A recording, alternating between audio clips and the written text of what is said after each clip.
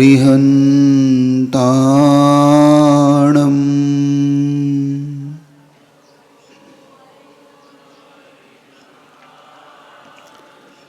नमो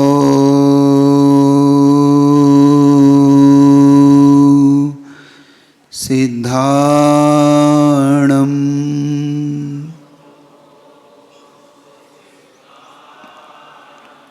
नमो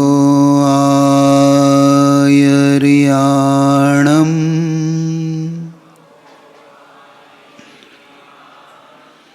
नमो अज्जायाणम्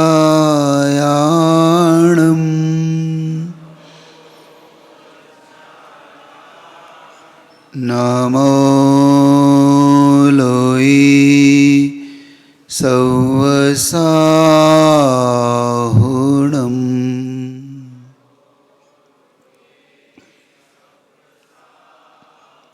असो पंचनमो यारो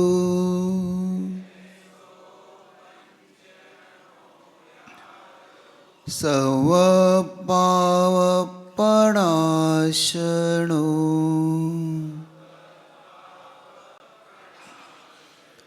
मंगलाणं च सवेसिम्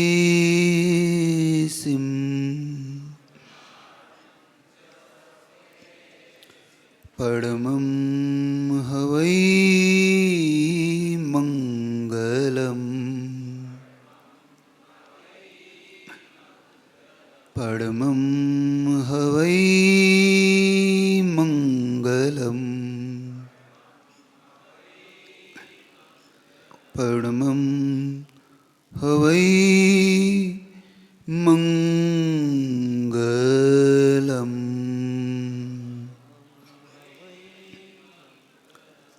नमः श्रीवर्धमानाय निर्दूतकलीलात्मने सालोकानां त्रिलोकानां यद्विद्यादर्पणाय ते देवादिदेव अतिशयकारी चिंतामणि पार्श्वनाथ भगवान की जय। आचार्य प्रवर भगवंत आचार्य गुरु विद्यासागर जी महाराज की जय। वीर सागर महाराज की जय। परम पूज्य मुनीषी विशाल सागर जी महाराज की। आप लोगों में से कितने लोगों को ऐसा लगता है कि हमारी जो मार्कशीट आए वो डिवीज़न वाली आए, अच्छी आए? कितने लोग को लगता है कि फर्स्ट डिवीज़न आना चाहिए? सबको लगता है और आना भी चाहिए। लेकिन क्या ऐसा हो सकता है कि परीक्षा बिना दिए वो मार्कशीट आ जाए? आपको ऐसा लगता है कि बिना परीक्षा दिए आपकी मार्कशीट फर्स्ट डिवीज़न की आ जाएगी? नहीं हो सकता।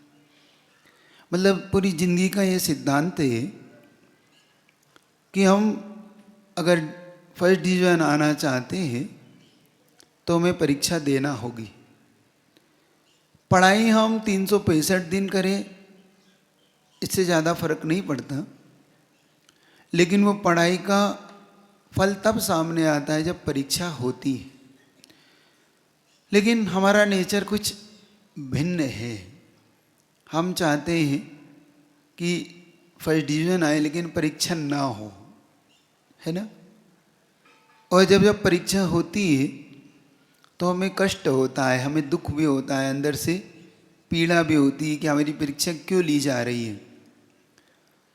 क्या हम ऐसा लौकिक जीवन में करते हैं? बिना परीक्षा के रिजल्ट आता है आपका? नहीं आता। आप कितनी मेहनत करते हैं? आपको एक दुकान खोलना हो, बिजनेस बढ़ाना हो, प्रॉफिट चाहिए तो आप दिन भर मेहनत करते हैं। चाहे आप जॉब करें, चाहे आप दुकान करें, बिजनेस करें, आप कितनी मेहनत करते हैं। जब आप स्कूल जाना चाहकर फर्स्ट डिवीज़न आना चाहते तो एक अच्छा छात्र बहुत मेहनत करता है, 12-18 घंटे 20-20 घंटे और एग्ज़ाम भी देता है। हम और कोई भी चीज़, चाहे रेस में फर्स्ट आना, चाहे हम क्रिकेट में आने से, मतलब कुछ भी काम करें तो हमें उसके पीछे अपनी मेहनत छिपी हुई होती है और वो रिजल्ट तब आता है जब उसकी हम परीक्षा देते हैं। लेकिन हम विचित्र हैं कि जब हम धर्म करते हैं तो परीक्षा नहीं देना चाहते। हमारा स्वभाव ऐसा है कि हम धर्म करें और रिजल्ट तुरंत आए तो वो धर्म है, वरना हम धर्म पे बहुत सारे प्रश्न चिन्ह खड़े कर देते हैं कि ये कोई धर्म है, ये कोई धर्म करने का तरीका है। हम वर्षों से धर्म कर रहे हैं और हमें कोई प्राप्त नहीं होता। कितने लोग को नहीं प्राप्त होने पे भगवान पे विश्वास बना रहता है कि आपको कुछ भी करो और कुछ भी प्राप्त ना हो आपको, फिर भी आपको लगता है कि धर्म सच्चा है। क्यों नहीं आता ना, नहीं बनता ना।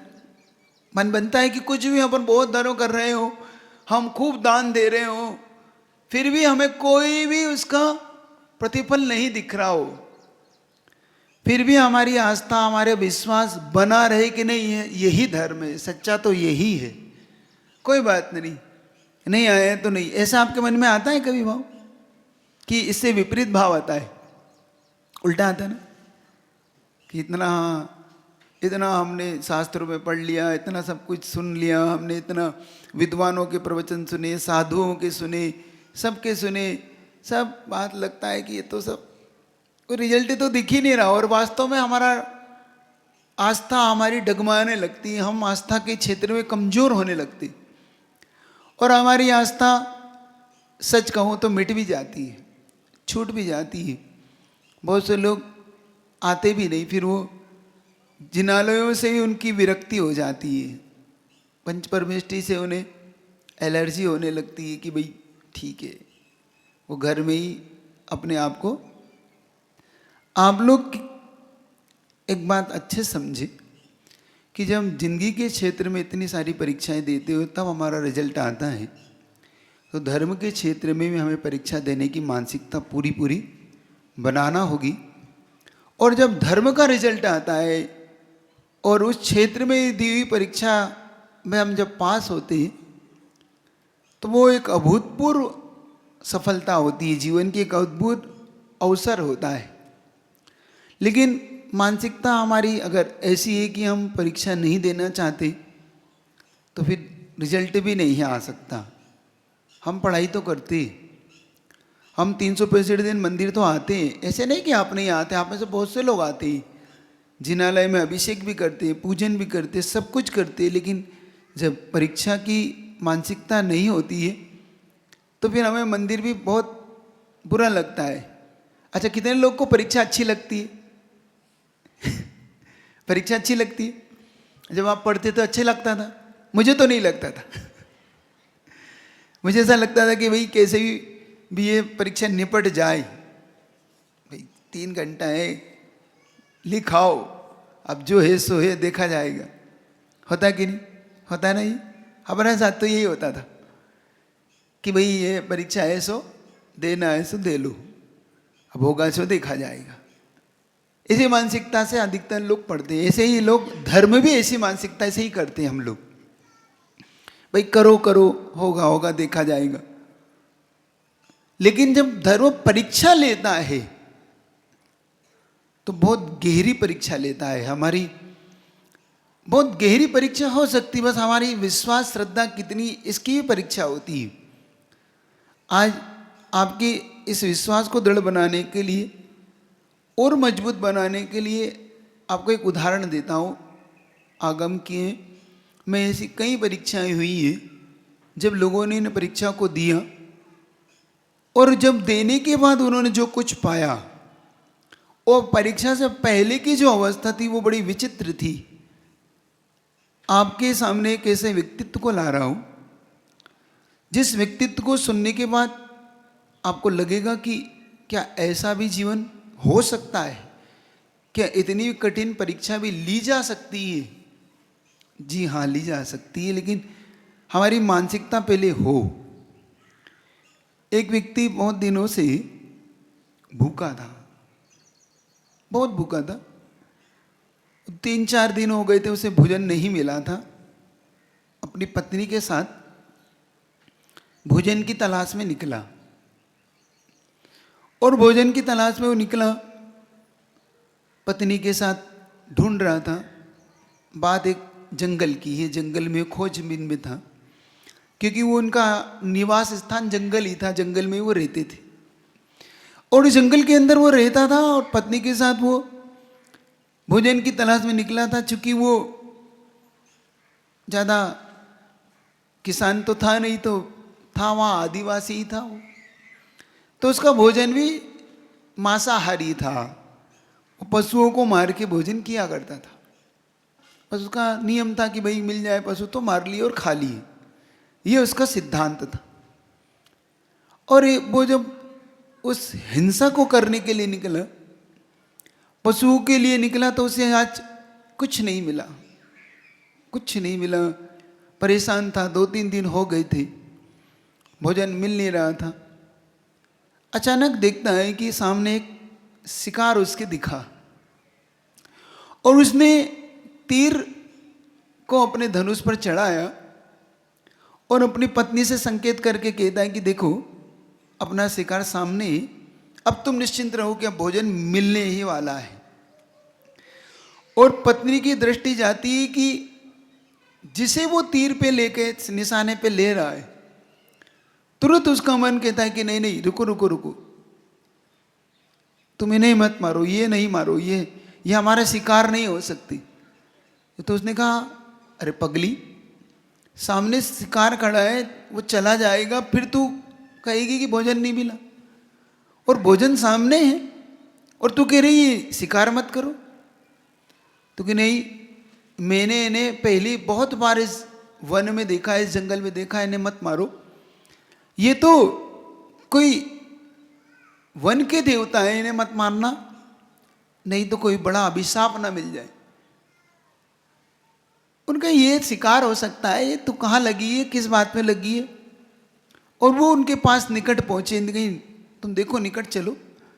वो निकट पहुंची और वो दोनों पति पत्नी पहुंचे तो देखते हैं कि एक मुनि महाराज सामने बैठे हुए, और वो मुनि महाराज सामने बैठे, उनके चरणों में वो वन देवता मान के देखना, उन्हें कोई नहीं मालूम, कुछ नहीं पता पंचपरमेष्ठी क्या होते हैं, उन्हें कुछ नहीं पता कि क्या नमोकार मंत्र होता है, क्या अहिंसा होती है, क्या हिंसा होती है, क्या व्रत होते हैं, कुछ नहीं पता। बस क्या माना उन्होंने, वन देवता। और तुम तो सब जानते हो पंचपरमेष्ठी कौन होता है, कौन गुरु होते हैं, कौन भगवान होते हैं, सब आपको पता है, उसे कुछ नहीं पता। फिर भी उसने अपनी आस्था के वशीभूत होकर उनके चरणों में प्रणाम किया, और प्रणाम करने के बाद उन्होंने कहा कि हे वन देवता, हम जानते तो कुछ नहीं है, बस भूखे हैं 3 दिन से, क्षमा करना, हम आपको अपना शिकार बनाना चाह रहे थे। वो महाराज जी ने भी बहुत दया के, करुणा के सागर थे, और जिनके अंदर करुणा दया होती है ना, ऐसा कहते हैं, उनको देख के स्वयं बड़े बड़े सा हिंसक भी अपने आप उनके चरणों में आके बैठ जाता है। जब भगवान के चरणों में एक सिंह और गाय भी बैठ सकती है, नेवला और सर्प बैठ सकता है, तो अहिंसा का प्रभाव तो जीवन में बहुत गहरा होता है। और ये सिर्फ मैं आपको प्राचीन काल की बात नहीं बता रहा, ये वर्तमान में भी ऐसे घटित होते कई प्रसंग देखे गए। ये एक प्रसंग पूज्य गुरुवर से जुड़ा हुआ है कि जब पूज्यवर नैनागिर जी में थे, और नैनागिर जी में वहाँ पे भगवान पार्श्वनाथ का ऐसा मानते कि समोसण आया था, और चातुर्मास के पहले जब गर्मी का काल था तो ऐसा मानते कि गुरुजी वहाँ पर जब सोच इत्यादि के लिए अंदर जंगल में जाया करते तो कई बार वो शिलाओं पर बैठ के ध्यान किया करते थे। उस गुरुजी का एक नेचर था कि हमेशा ध्यान करना, उन्हें ध्यान में और अपनी आत्मानुभूति में बड़ा आनंद आया करता था, तो वो बैठा करते। तो वहीं पे एक उसी गांव में रहने वाला एक पटेल होते ना, वो शिकार के लिए उसी जंगल में आया करता था नैनागिर जी की। और एक दिन संयोग की बात थी कि एक हिरण का शिकार करते हुए के लिए वो उस ओर आया था, और हिरण दौड़ता हुआ उस शिकारी से बचता हुआ दौड़ रहा था, शिकारी उसके पीछे पीछे, और वो गुरुजी जिस शिला पे बैठे थे वो हिरण उसके गुरुजी के पीछे आके खड़ा हो गया।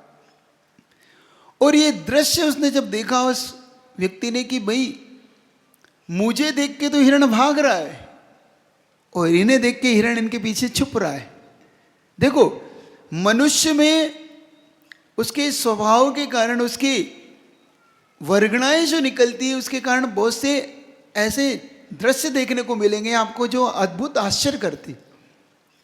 एक व्यक्ति को देख के वो हिरण भाग रहा है और एक व्यक्ति को देख के छुप रहा है, उनके पास जा रहा है, निकट बैठ रहा है। क्योंकि हिरण बहुत बार उनको बहुत दूर से देखा करता था। वो चूंकि वहां पे रहते थे, गुरुजी कभी भी आना जाना होता था, कभी गुरुजी मतलब एक तिर्यंच भी अपनी परिणामों को, हमारे भावों को पकड़ लेता है।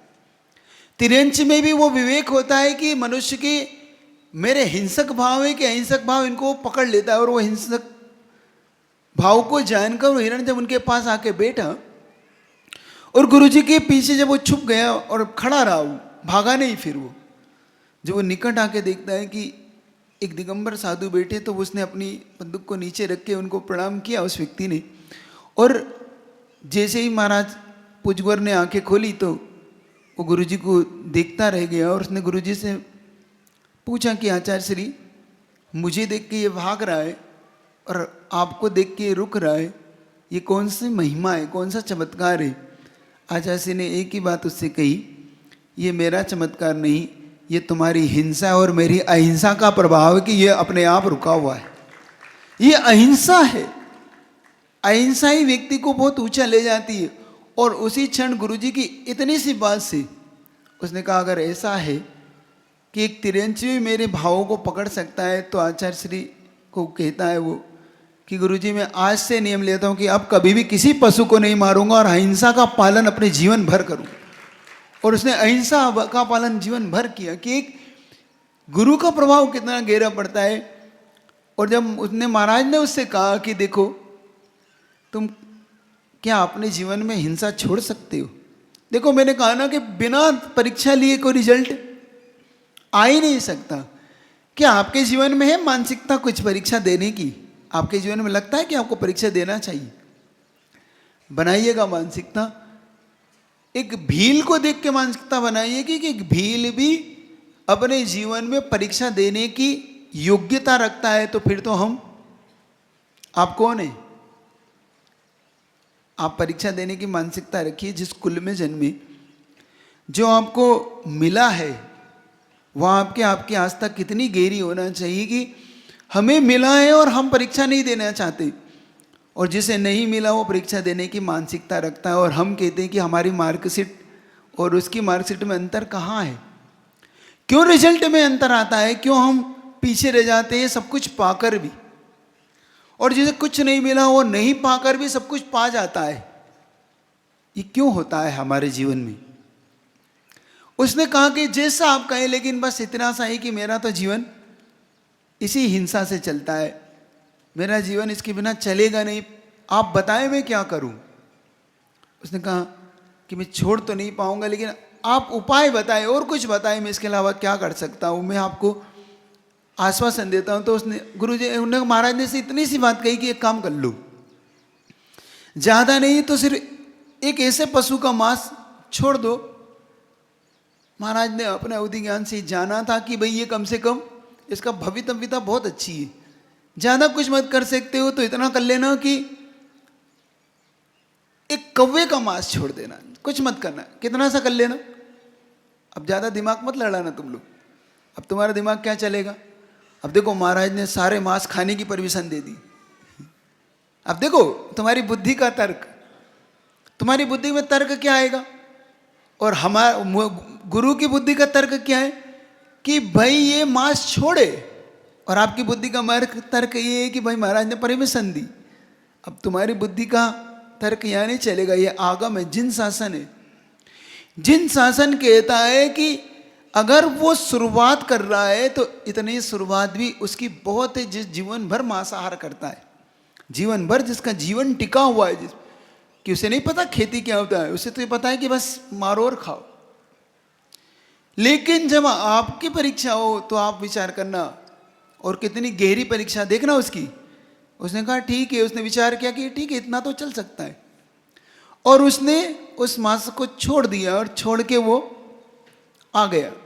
आने के बाद वो घर पहुंचा और संयोग की बात ऐसी हुई कि उसे एक बार बहुत भयंकर रोग हुआ, मतलब पेट में उसे, पेट में उदरसूल होता है जब बहुत ज़्यादा चुभता है, बहुत ज़्यादा पेट में दर्द होता है तो वो दर्द असहनीय होता है। उसे वो उदरसूल जो बीमारी हुई इसके कारण वो इतना तड़पने लगा कि वो दवाइयाँ उसके कोई काम नहीं कर रही, उसे कुछ नहीं समझ में आ रहा क्या करे। उसकी पत्नी परेशान, उसने बहुत से वैद्यों को दिखाया और संयोग से एक वैद्य आया, उसने कहा कि भाई ये ठीक हो सकता है, गारंटी है। और उसे पता था कि ये मांसाहारी है, इसे कोई दिक्कत भी नहीं आएगी, ये स्वीकार कर लेगा। तो इतना सा कर लो कि बस तुम कौवे का मांस दवाई के रूप में ले लो। अब परीक्षा की घड़ी, आप परीक्षा दीजिएगा। अब आपकी भी परीक्षा लूंगा, क्योंकि मैंने कहा बिना परीक्षा का रिजल्ट, आप हैं मानसिकता, आपकी मानसिकता है परीक्षा देने की, तैयार रहिएगा क्योंकि आपकी भी परीक्षा होगी। एक भील दे सकता है और एक अहिंसा का मानने वाला, अहिंसा को स्वीकार करने वाला भी अगर परीक्षा ना दे तो फिर वो, मैं समझता हूँ भील से भी गया बीता है। एक उससे भी गया बीता है जिसे जैन कुल नहीं मिला, उससे भी गया होता है जिसे कभी देवशास गुरु का सानिध्य नहीं मिला, उसे तो एक बार मिला। उसे ऐसा नहीं कि रोज मिलता है, तुम्हें तो रोज मिलता है, रोज रविवार को प्रवचन मिलते हैं, तुम रोज कहीं ना कहीं गुरुओं के वचनों को सुनते हो, इतने वचन सुनते हो, इतने प्रवचन सुनते हो कि शायद दिन भर तुम्हें टीवी पे कोई ना कोई आता रहता है। कहीं ना कहीं तुम्हारे पास एक प्रवचन खत्म तो दूसरा, तीसरा, चौथा, दिन भर सुनते हो, लेकिन बदलाव कितना आया ये देखिएगा। एक भील को एक बार सानिध्य मिलता है तो उसको जीवन बदलता है। हमें जिंदगी भर मिलता है तो हम कुछ नहीं बदलते, और हम इसलिए नहीं बदलते, इसलिए हमारा भी कुछ नहीं बदलता। जब हम नहीं बदलते तो हमारा भी दिन नहीं बदलते। हम बदलने की तलाश करें, हम बदलना सीखें, क्योंकि बदलाव हमारे जीवन को बहुत कुछ बदल के देता है। और जो बदलाव नहीं चाहते उनके जीवन में कुछ नहीं बदलता, सिर्फ वो कोसते हैं अपने भाग्य को, रोते हैं अपने भाग्य पे, वो दूसरे के प्रति बस बुरे भाव करेंगे, क्योंकि अपन को कभी नहीं बदलना चाहते। आप अपने आप को बदलने का प्रयास कीजिए, और विशेष तब जब आपको आपका गुरु बदल रहा हो, आपका प्रभु बदल रहा हो, आपकी जिनवाणी आपकी बदल रही हो, क्योंकि ये चूक गए तो फिर आप कुछ नहीं पा पाएंगे। और उसके सामने परीक्षा इतनी गहरी आई कि उस वैद्य ने एक बात इतनी गहरी कह दी उससे कि अगर अब नहीं तुम इस औषध को लोगे तो अब इसके अलावा कोई औषध नहीं बचा है, मैं भी अब कुछ नहीं कर सकता, और तुम्हारी आयु बहुत शेष कुछ दिनों की रह गई है। अब विचार करना, प्राण सामने जाने को हो, सामने एक तरफ आपका लिया हुआ नियम हो, एक तरफ प्राण हो, एक तरफ परिवार हो, और एक तरफ गुरु के वचन हो। सुन रहे, क्या आपका निर्णय क्या होगा? किस तरफ जाएगा आपका वोट? आपका वोट किस तरफ डलेगा? प्राण में, परिवार में, गुरु के वचनों में, या प्रण पे? क्यों? प्रण जाए सो जाए, प्राण तो बचे। क्यों? अपनी रीत क्या चली आई? रघुकुल रीत सदा चली आई, प्राण जाए पर। और अपनी क्या? अपनी रीत सदा चली आई, प्रण जाए पर प्राण न जाई, है ना? और उसने देखो कितना गहरा निर्णय। अब निर्णय कितना गहरा होता है, बस यही एक अवसर होता है। इतनी सी छोटी सी वो लकीर होती है, बस इधर पार करो सो लक्ष्मण है, इधर पार करो सो रावण है। बस यही होती है जीवन में, यही एक अवसर होता है, यही एक लाइन होती है, एक यही रेखा होती है, नियम होते। बस इधर है तो स्वर्ग है, इधर है सो नरक है, इधर पुण्य है, इधर पाप है। हम बस इधर पार करी रेखा सो पाप है, इधर इस रेखा में रह गए सो पुण्य। हमारा इधर भाग्य, इधर दुर्भाग्य। इधर हमारा भाग्य हमें बुला रहा है, इधर हमारा दुर्भाग्य हमसे कुछ करवा रहा है। अब फैसला अपने को करना है कि हमें करना क्या है। उसके सामने ये फैसला, एक भील पहली बार गुरु से मिला, पहली बार गुरु जी के वचनों को स्वीकार कर रहा है, और आज तक इतनी गहरी कर लिया सो कर लिया, हो गए सो हो गए। और उसने कह दिया कि ठीक है, अगर प्राण जाते तो जाएं, लेकिन प्राण नहीं जाएगा, मैं नहीं तोड़ना चाहता, मेरे प्राण जाएं। पत्नी समझा रही कि देखो मान जाओ, परिवार है, क्या करेंगे अपन। उसने कहा कि तुम विश्वास रखो, जो होगा अच्छा होगा, और नहीं है तो तुम संभाल लेना परिवार को, लेकिन मुझे अपने गुरु के वचनों को नहीं छोड़ना।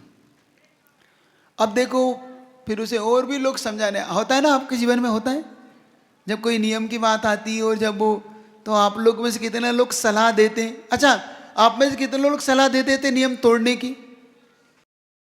ऐसा ही बोलो, हाथ खड़ा करो कि हाँ महाराज तोड़ देते हम तो, जो है सो है, भगवान महावीर की जाए, है कि नहीं?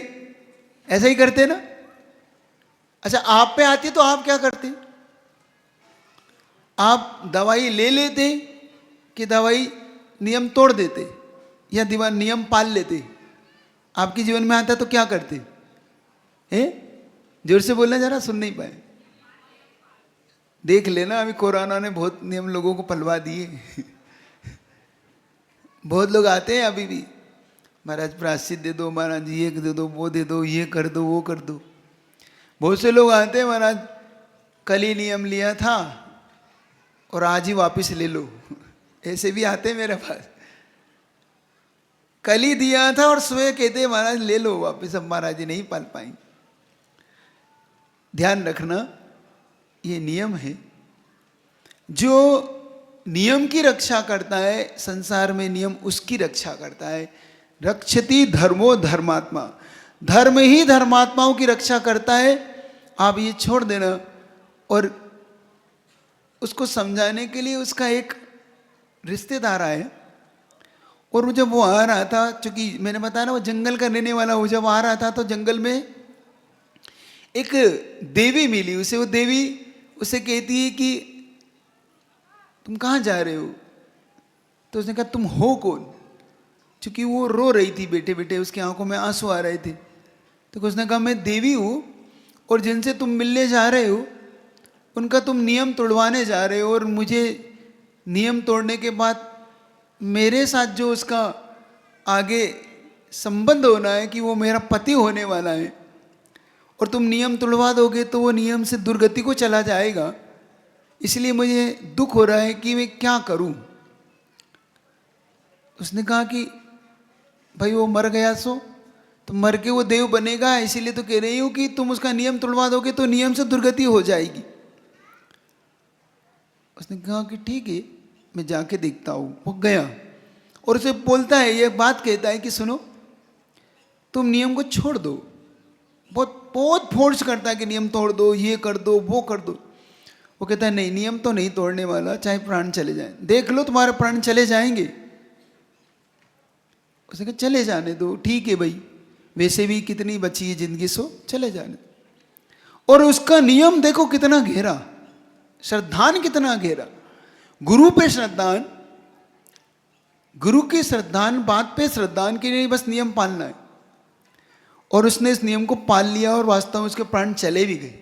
ये बात सच है, उसके प्राण चले भी गए। लेकिन जाते जाते, प्राण जाते जाते एक बात उसके कान में पड़ गई कि उसने कहा कि धन्य है तुम्हारा नियम, तुम एक बात बताता हूँ, तुम प्राण छोड़ के जा तो रहे हो, लेकिन नियम से मुझे एक ऐसा व्यक्ति मिला अभी, वो देवी मिली। उस देवी ने बताया कि तुम जब मरोगे तो तुम उस देवी के पति बनोगे, तो मुझे आप पक्का विश्वास है कि तुम सदगति को प्राप्त होगी। तो वो कहता अगर ऐसी बात है, देखो उसका नियम कितना गहरा, वो कितना गहरा उसका विश्वास। ने कहा अच्छा ऐसी बात है, तो लो मैंने एक ही, अभी तक तो एक ही कौवे का मांस छोड़ा था, कौवे का ही मांस छोड़ा था, अगर ऐसी बात है तो मैं आजीवन पूरे मांस का ही त्याग करता हूँ, आपके बाद मांस ही नहीं खाऊंगा। जब इतना एक छोटे से एक पक्षी के मांस का नियम का फल ये हो सकता है तो फिर पूरा ही छोड़ दूं तो?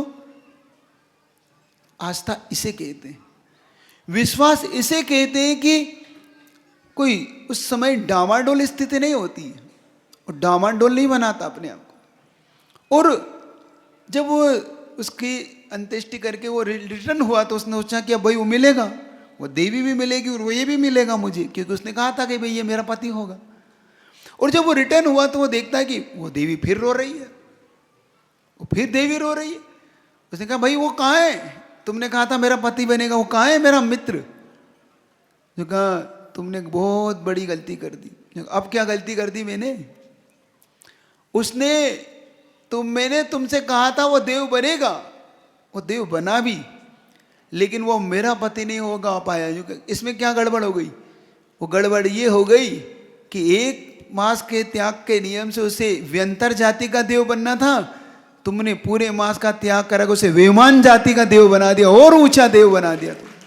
अब मुझसे मिलेगा कैसा? मैं तो व्यंतर जाति में, और वो चला गया वैमानिकों में, 16 स्वर्गों में। अब मुझे कैसे मिलेगा? सुन रहे हो? जब नियम पालते हैं हम, कोई नियम लेते हैं, तो वो क्षण हमारे जीवन में हमारी परीक्षा जरूर लेता है।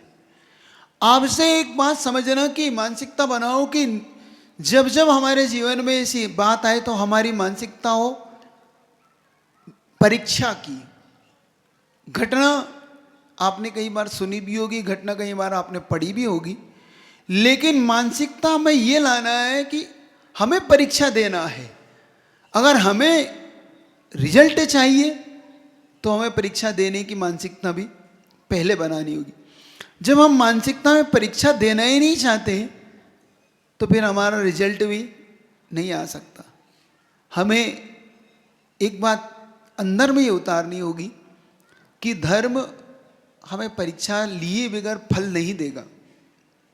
हम अगर धर्म करना जानते हैं तो धर्म की परीक्षा भी हमें देना भी होगी। हम सब जो आज तक मानसिकता हमने बनाई है कि हम परीक्षा नहीं देना चाहते, हम सब मानसिकता बनाते कि हमें तो धर्म बिना परीक्षा के फल दे दे, ये सिर्फ हमारी मानसिकता ही है, हमें इसका फल नहीं मिलने वाला। आप कितना ही धर्म करो, कितनी ही शांति धर्म, कुछ भी करो, रिफेक्ट है कि जब तक हम एग्जाम नहीं देंगे, जब तक हम समर्पित नहीं होंगे, जब तक हम इसके प्रति पूर्ण रूप से नहीं समर्पित होंगे, ये हमें फल नहीं देगा। क्या आप लोग जब भी कोई कार्य करते हो तो उसके पूरे प्रति समर्पित होकर करते हो कि बिना समर्पण के उसके फल को पा लेते हो? सही बताओ ना, नहीं ना? तो आज इतनी सी बात आपके सामने की कि अपनी बात पूरी कर रहा हूं। धर्म जब भी करो तो धर्म के प्रति परीक्षा देने की मानसिकता जरूर बनाना। श्रद्धा जब भी हो तो ये बात तय करके चलना कि श्रद्धा की परीक्षा होगी, और एक बार आपने परीक्षा दे दी तो ये बात भी सच है कि फिर दोबारा आपको परीक्षा देने की आवश्यकता नहीं पड़ेगी। वो रिजल्ट जो आएगा वो आपको इतना गहरा आएगा कि फिर हमेशा के लिए वो आपकी वो परीक्षा ही खत्म कर देगा। हमेशा के लिए ही आपके जीवन में वो सारे चीज ही खत्म कर देगा। आप मानसिकता बस एक बार बना लो, एक बार दृढ़ कर लो, एक बार इस चीज की अपनी आपको तैयारी कर लो कि नहीं, मुझे जीवन में परीक्षा तो देना ही है, जीवन में मुझे एक बार इस परीक्षा के दौर से गुजरना ही। और आज दो चाहे कल दो, चाहे तीर्थंकर हो, चाहे रिद्धिधारी हो, चाहे कोई भी हो, सबने अपनी परीक्षा दी है। आप इतिहास उठाइएगा, जितने भी महापुरुष है सबने अपने जीवन में बड़ी से बड़ी परीक्षा दी, और जितनी बड़ी परीक्षा दी उतना बड़ा रिजल्ट लाया है वो। ये भी बात सच है। हम जितनी छोटी परीक्षा देते हैं उतना रिजल्ट छोटा होता है, और जितनी बड़ी एग्जाम देते हैं रिजल्ट भी उसका उतना ही बड़ा होता है। तो बस आपकी मानसिकता तैयार कर रहा था कि आप अपनी मानसिकता को तैयार करें कि आप धर्म जब भी करें तो धर्म करते समय अपनी ये अनुभूति में लाएं कि नहीं, मुझे इसकी परीक्षा देना है, और सिर्फ परीक्षा ही नहीं देना है, इस परीक्षा में मुझे पास भी होना है। धर्म को ऐसे नहीं छोड़ना। ये मानसिकता से धर्म नहीं करना कि मेरी परीक्षा नहीं होगी, मुझे परीक्षा नहीं देना। ये जो श्रद्धा है आधी अधूरी श्रद्धा है, अपक्व श्रद्धा है। सुन रहे हो कि नहीं? तो आप अपनी मानसिकता बनाइएगा कि हम धर्म को जब भी करें तो धर्म करते समय हमारी ये मानसिकता पूरी रूप से हो कि रिजल्ट तो परीक्षा से ही आएगा, और उसके बिना सिर्फ पढ़ाई तो हम कितनी कर लें, हम कितने ही शास्त्र पढ़ लें, कितनी पूजन कर लें, कितने अभिषेक कर लें, कितने ही हम प्रवचन सुन लें, कुछ भी कर लें, लेकिन रिजल्ट बिना परीक्षा के नहीं आएगा, ना किसी देवशास्त्र गुरु के भरोसे आएगा।